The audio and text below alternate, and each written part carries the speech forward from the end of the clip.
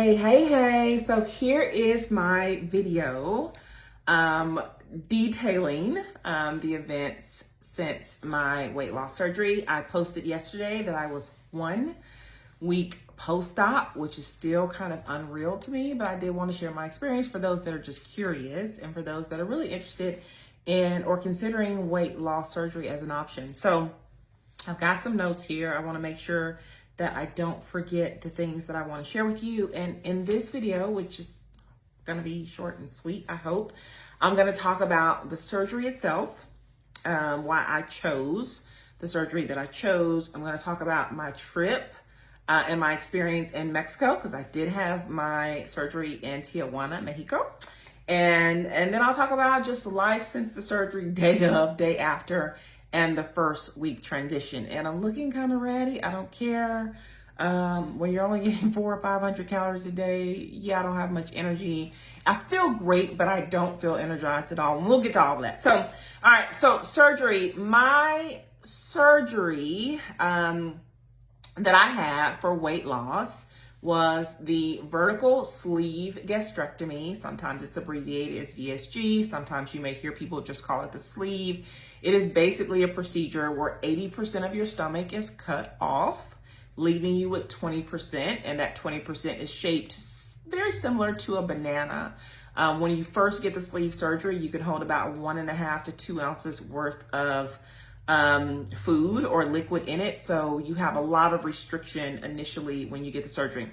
There's other types of weight loss surgery. There's bypass, Roux-en-Y, lap band.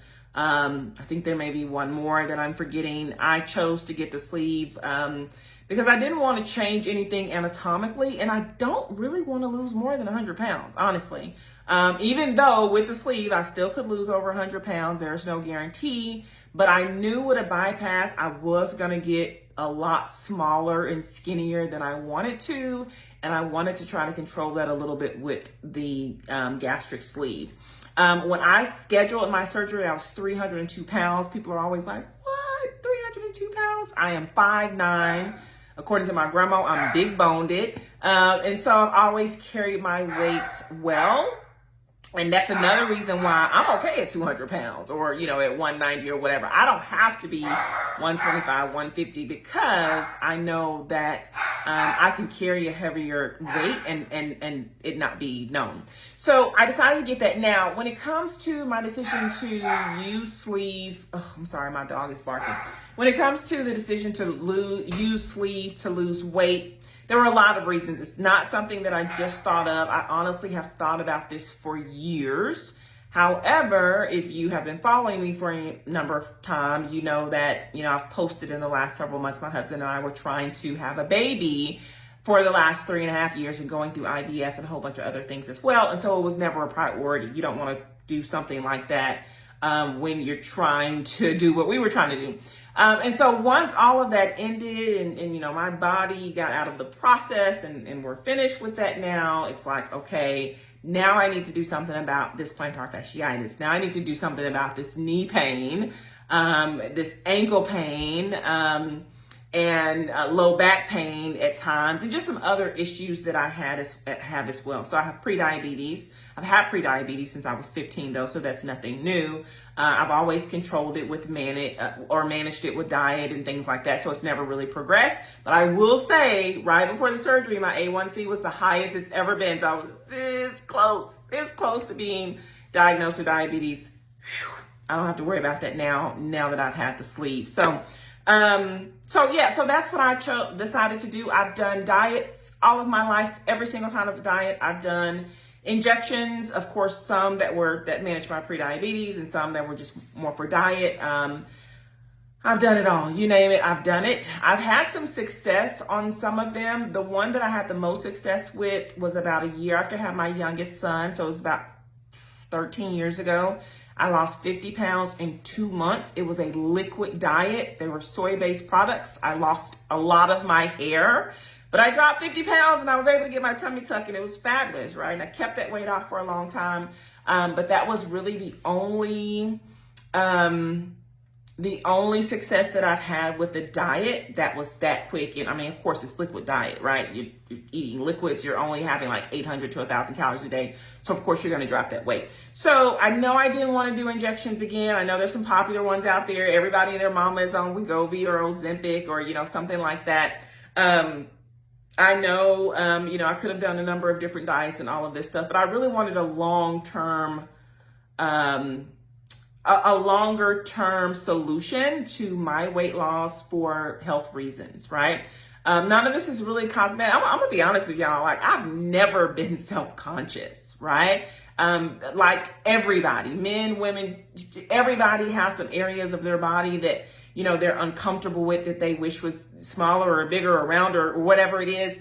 And I've always just loved me the way that I am, right? Even my husband loves me the way that I am. So what I am doing is not for cosmetic reasons at all. It is 100% so that I can be healthier, so that I can live longer, hopefully, so that I can, walk better and longer and wear heels again. Because if you follow my Facebook page, I'm always talking about them darn heels and how I just can't do it anymore. I'm hoping, I've heard stories that once you drop, a significant amount of weight, the heels are so much easier to wear. So that's one of the things that I'm really looking forward to.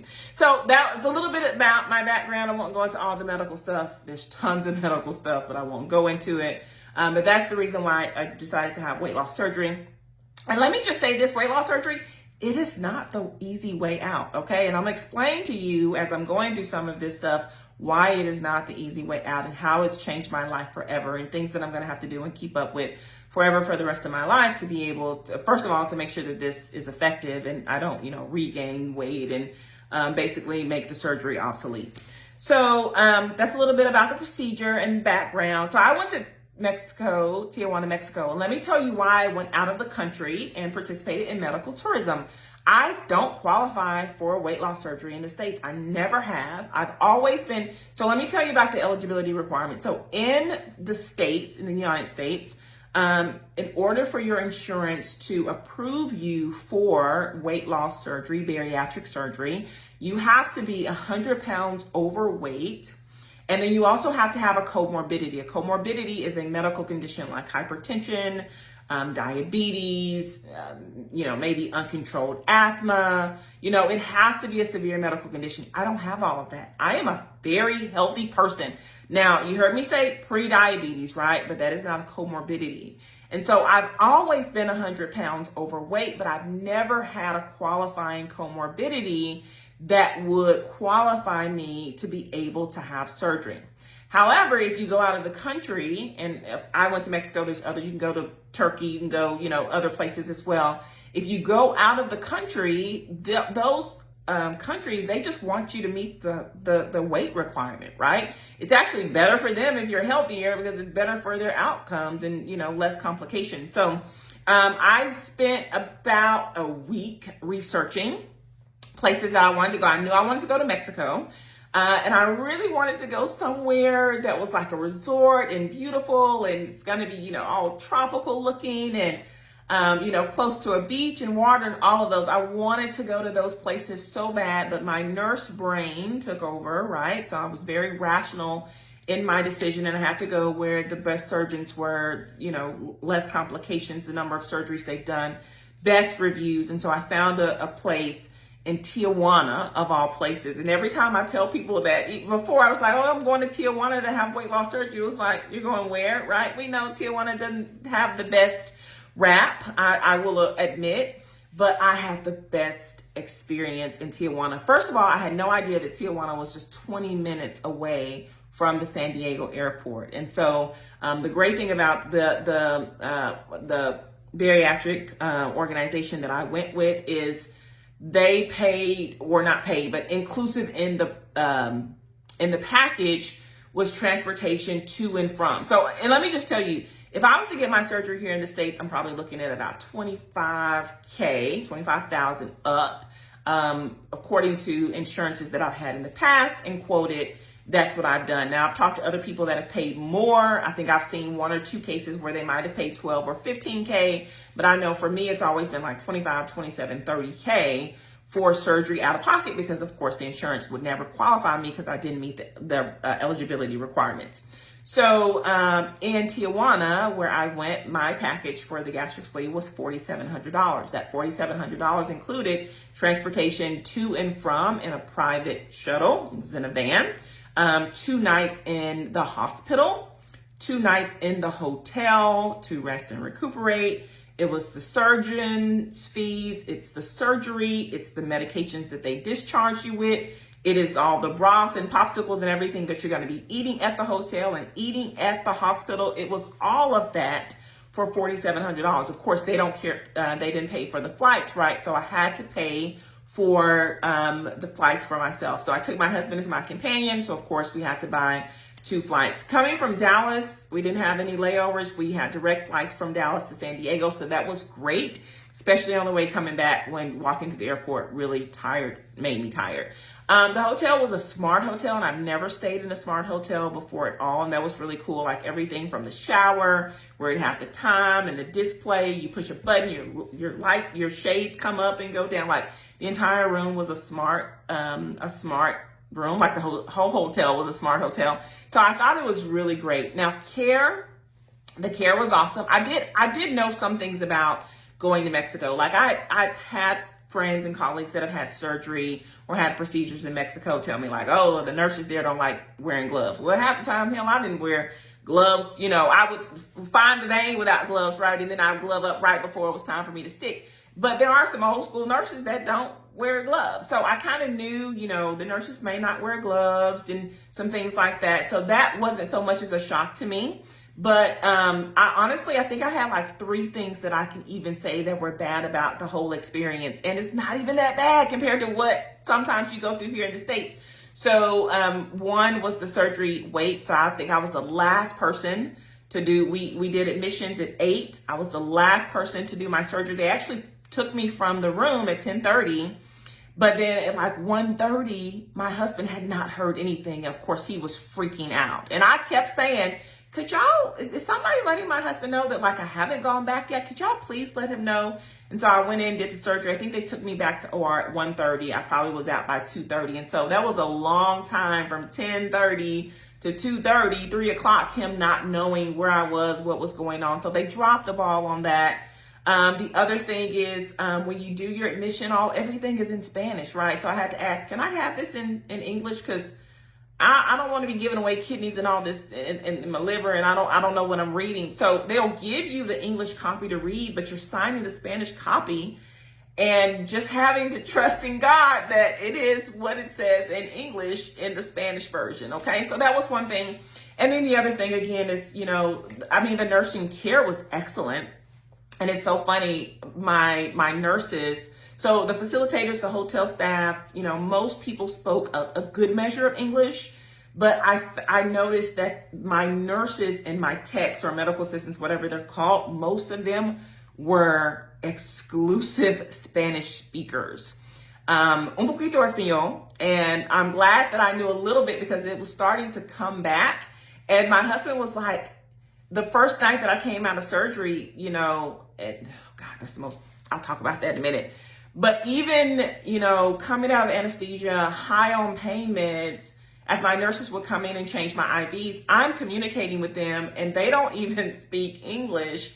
And I'm still able to communicate with them. And my husband was like, how were you high, in pain, and able to communicate with them? And it's because some of the medications sound the same. So, if, you know, I'm asking, what are you hanging?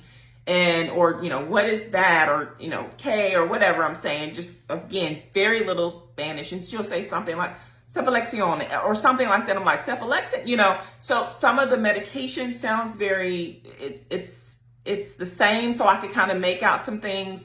I knew, you know, how to say I was in pain, you know, what number, what level, stuff like that. And we just made it work. So even though they spoke just mostly Spanish, it was doable. It was really, my husband was really surprised. It was very doable. Okay. So surgery. So I don't have a very high pain tolerance at all. And,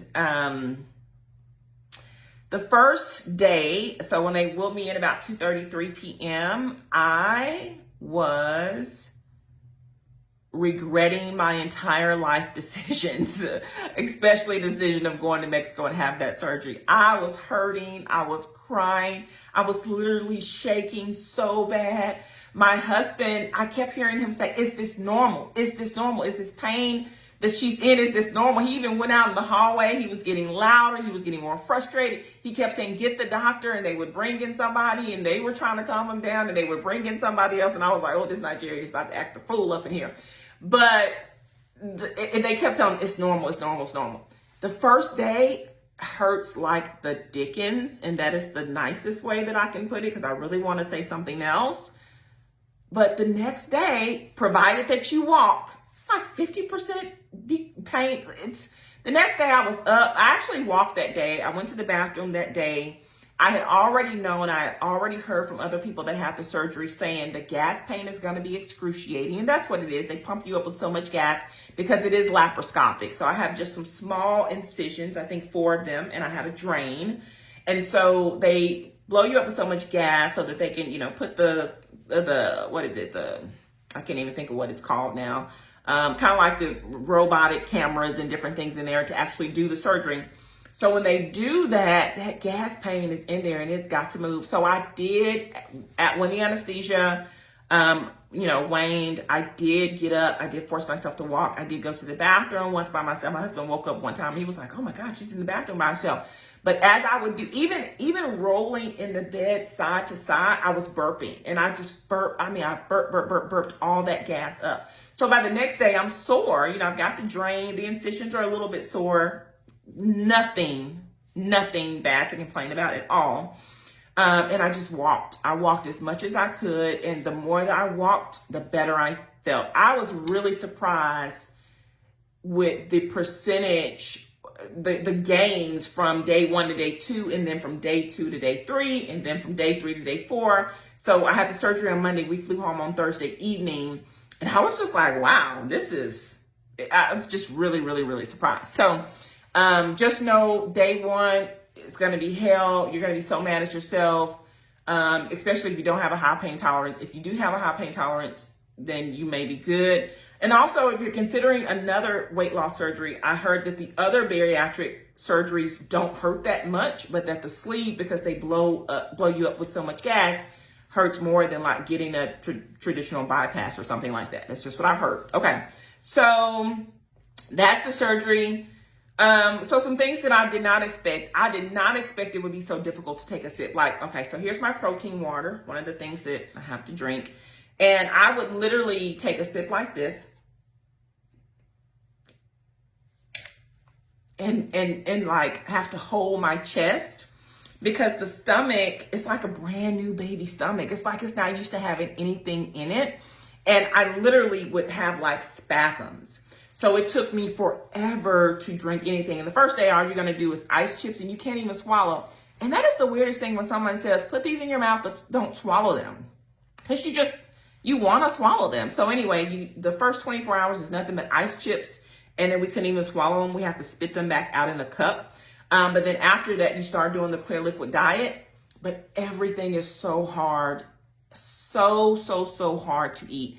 Now, me, I never was hungry. I know a lot of people struggle with head hunger. Even now, I'm not hungry, right? And I'm taking in about 400, 500 calories per day. And I'll tell you why.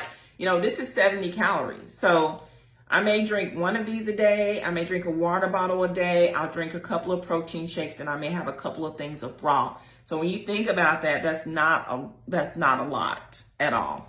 But some people have what's called head hunger when it's in their head, or, they see food or they smell food and they're just used to eating, accustomed to eating how they've always ate. Even when my husband or my son is heating up food or eating food, I'm just looking at them like I absolutely have no appetite whatsoever. So I know there's a hormone, I think it's called ghrelin, that is cut off with the surgery. Honey, they didn't leave me any of that hormone because I don't have it at all. I also have a lot of restriction, and I think restriction is something that depends on the size of your stomach, or I know some surgeons will do a bigger pouch, some surgeons will do a smaller pouch. I don't have much restriction at all. If I eat some applesauce right now, it actually may be a little bit better now, but I tried to eat applesauce and I did, and I have a baby spoon. I don't even have mine. So I have baby forks, baby spoon, baby silverware, because you want to take a smaller bite, after you've had this type of surgery. And 3 of my baby spoon bites, I'm done for the count. When I have my broth, I was taking 3 to 5 sips as of yesterday, and I was done for the count. And so today I was actually able to use a big spoon and take several, and I actually got through a whole cup of broth today. That has never happened before. And so I can tell that it is healing, that it is getting used to fluids. Still takes me 90 minutes to finish a protein shake. Doesn't necessarily hurt, but when you're drinking, there's just this feeling of fullness that is there that I just wasn't expecting. I think if I did have a hunger sensation, I would really be struggling right now. And so I thank you, God, that I don't have a hunger sensation. So I don't have to struggle. What else? So you do have to, for every surgeon is different. And so the instructions that they give you is going to be different as well. For my surgeon, my instructions are, I was supposed to be on 3 days of clear liquid after the surgery. And then on day 4 to 17 on full liquids, okay? And then on day 18, I go to a puree diet. Honey, when I say I'm so ready for puree, not that I'm hungry, but just that I want to chew something. Even when I had the applesauce last night, it took me an hour to get down to applesauce. I was just chewing it just because you're so used to chewing food. So it's so weird to just drink everything. But I'm excited about the puree portion. So I'll do puree for about a couple of weeks, and then I'll do a soft diet for, I think, 2 to 4 weeks. I may be getting this wrong. I don't have any of my paperwork in front of me. And then after that, I'll go to kind of like a modified full diet. But by 4 months, I should be able to eat almost everything. There's some things I'm not going to be able to eat. I hear carbs, breads will never really fully agree with my stomach again. I am not complaining about that. I hear salad may be tough for me to do and get down, and raw vegetables may be tough for me to do and get down until about the 6th month.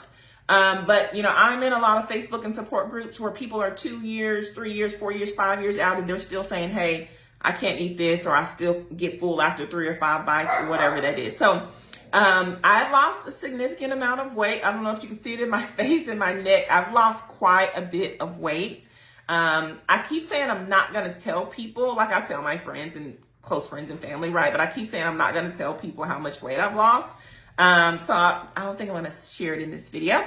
But I have lost, I lost a good significant amount on the pre-op diet. My pre-op diet, according to my BMI and my surgeon, was supposed to be 3 weeks. I just went ahead and did 5 weeks just because I'm an overachiever like that.